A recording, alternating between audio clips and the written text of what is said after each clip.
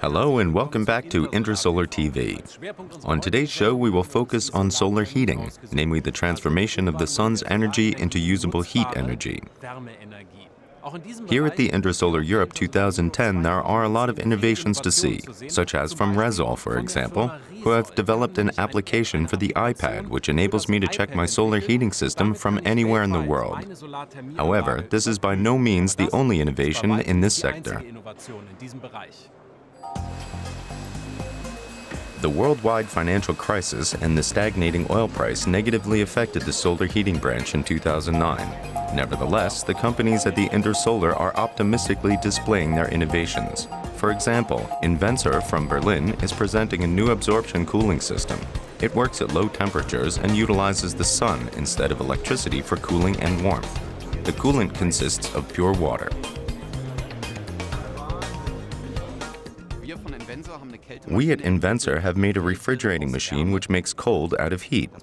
The unique feature of our refrigerating machine is that we work with zeolith instead of the silica gel used in conventional refrigerating machines. The advantage for the end customer is that they can utilize far lower temperatures than previously. For example, our refrigeration machine works at temperatures as low as 60 degrees and upwards.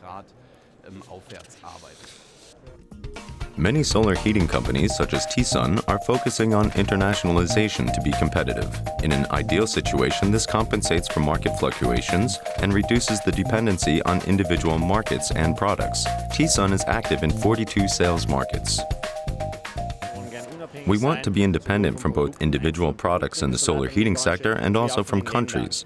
3 years ago, we set an international course with an international brand, and this has paid off. And the Intersolar is extremely supportive because the Intersolar is an international trade fair.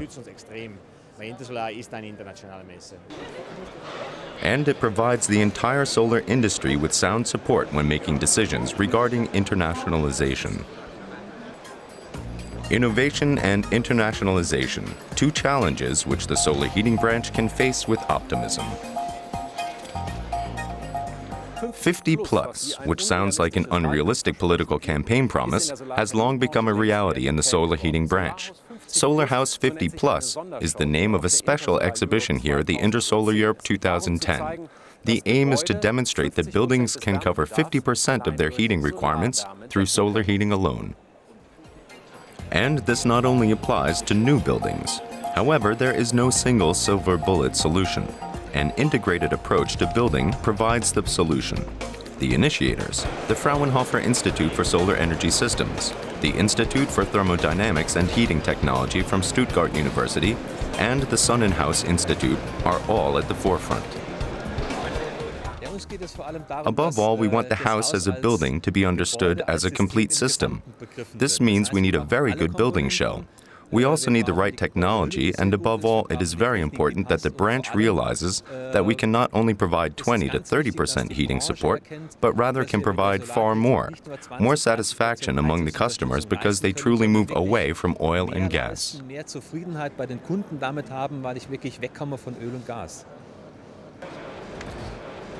Four components must be taken into account: insulation, heat distribution, collector surfaces, and after heating or storage of the energy. The manufacturers are prepared for these requirements. I believe that this only functions within a system. So from the very beginning, we only offer complete systems for solar heating and also for wood-burning boilers or heat pumps, because we know that the success of a technical installation is highly dependent on the interaction among the components. Manufacturers and experts agree. The idea of the Solar House 50+ supports, above all, achieving the political climate goals. The initiative has received a thoroughly positive response.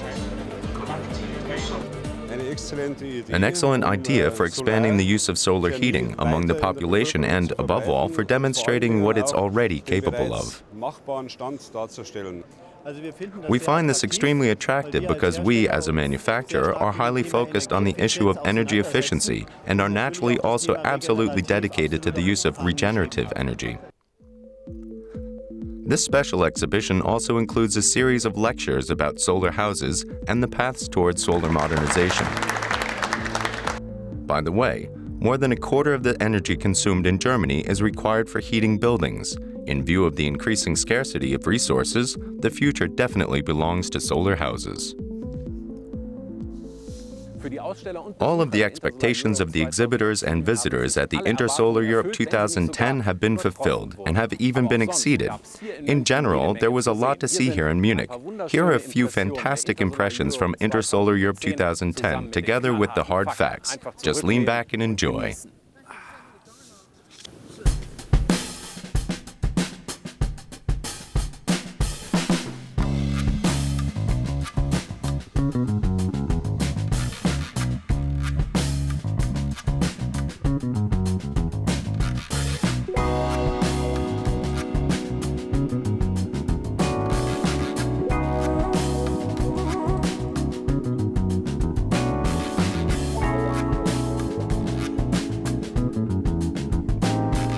Yeah, I'll come to Munich next year, definitely, again.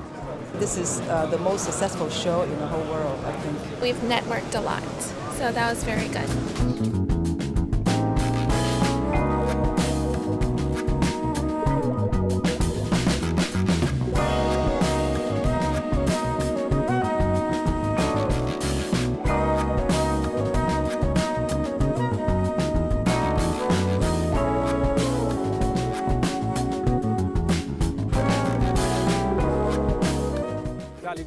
So that was our current coverage of the Intersolar Europe 2010. We hope that you enjoyed it, and maybe we will see you again soon. For example, in San Francisco, in Mumbai, or in Shanghai. However, at the very latest in 1 year at the Intersolar 2011, here in Munich again. Until then, keep your sunny disposition. Take care and see you then.